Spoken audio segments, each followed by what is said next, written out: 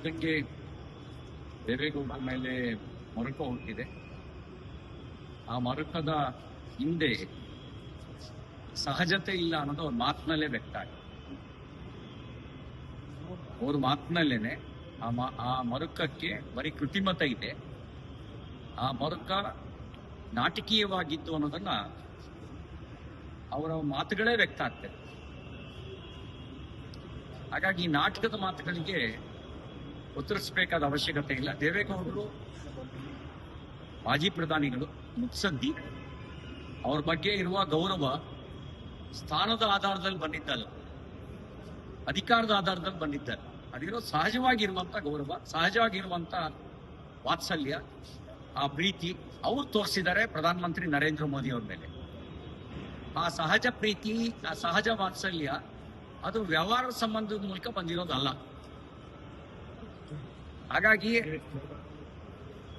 ಹೇಗೆ ಯಾರಿಗೆ ಗೌರವ ಕೊಡಬೇಕು ಅನ್ನೋದನ್ನ ಕಾಂಗ್ರೆಸ್ನವರು ಬಿಜೆಪಿ ಪಾಠ ಹೇಳಬೇಕಾದ ಅವಶ್ಯಕತೆ ಇಲ್ಲ. ನೀವು ಪ್ರಧಾನಮಂತ್ರಿ ಆಗಿದ್ದಂತ ಮನಮೋಹನ್ ಸಿಂಗ್ ಅವರನ್ನ ಪ್ರಧಾನಮಂತ್ರಿ ಆಗಿದ್ದಾಗ ಹೆಂಗ್ ನಡೆಸ್ಕೊಂಡ್ರಿ?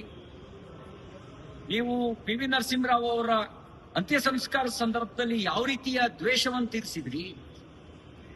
ಅಷ್ಟು ಮಾತ್ರ ಅಲ್ಲ,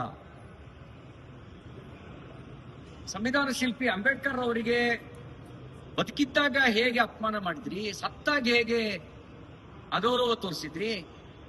ನೀವು ನಮಗೆ ಪಾಠ ಹೇಳ್ತೀರಾ? ಅಂಬೇಡ್ಕರ್ ಅವರನ್ನು ಸೋಲಿಸಿದ್ ನೀವೇ ಅಲ್ವಾ ಕಾಂಗ್ರೆಸ್ಸಿಗರು? ಭಾರತ ರತ್ನ ಕೊಡದೇ ಇದ್ದಿದ್ದು ನಿಮ್ಮ ಅಪರಾಧ ಅಲ್ವಾ?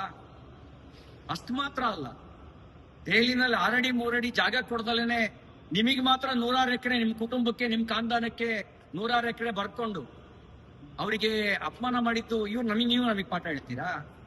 ಪಿ ವಿ ನರಸಿಂಹರಾವ್ ಅವರ ಅಂತ್ಯ ಸಂಸ್ಕಾರ ಎಲ್ಲ ಆಯ್ತು ಅನ್ನೋದನ್ನ ಹೇಳ್ಬೇಕಾ? ಯಾಕೆ ಅವರು ಮಾಜಿ ಪ್ರಧಾನಿ ಅಲ್ವಾ? ಅವ್ರಿಗೆ ಏನ್ ಗೌರವ ಕೊಟ್ರಿ ನೀವು? ನಿಮ್ ಕಾಂಗ್ರೆಸ್ ಕಚೇರಿಗೆ ಅವರ ಸವತ್ತಕ್ಕೆ ಬಂದ ಅಂತ್ಯ ಸಂಸ್ಕಾರದ ಸಂದರ್ಭದಲ್ಲಿ ಗೌರವ ಕೊಡ್ಲಿಲ್ವಲ್ರಿ ನೀವು ನಮಗೆ ಪಾಠ ಹೇಳ್ತಾ ಇದ್ದೀರಿ. ಒಂದು ಮಾತು ಹೇಳಲಿಕ್ಕೆ ಬಯಸ್ತೇನೆ, ದೇವೇಗೌಡರು ಹಿರಿಯರು, ಅಪಾರವಾದ ಅನುಭವವನ್ನು ಹೊಂದಿರತಕ್ಕಂಥವ್ರು. ಅವರು ಮತ್ತು ನರೇಂದ್ರ ಮೋದಿ ಅವರ ಸಂಬಂಧ ಅದು ವ್ಯಾವಹಾರಿಕ ಸಂಬಂಧ ಅಲ್ಲ. ಅದು ಒಂದು ರೀತಿಯಲ್ಲಿ ಅಣ್ಣ ತಮ್ಮನಿಗೆ, ತಂದೆ ಮಗನಿಗೆ ತೋರಿಸುವಂತ ಒಂದು ಆತ್ಮೀಯವಾದ ಸಂಬಂಧ, ಗೌರವಯುತವಾದ ಸಂಬಂಧ, ಪ್ರೀತಿಯ ಸಂಬಂಧ. ನೀವು ನಮಗೆ ಪಾಠ ಹೇಳ್ಬೇಕು.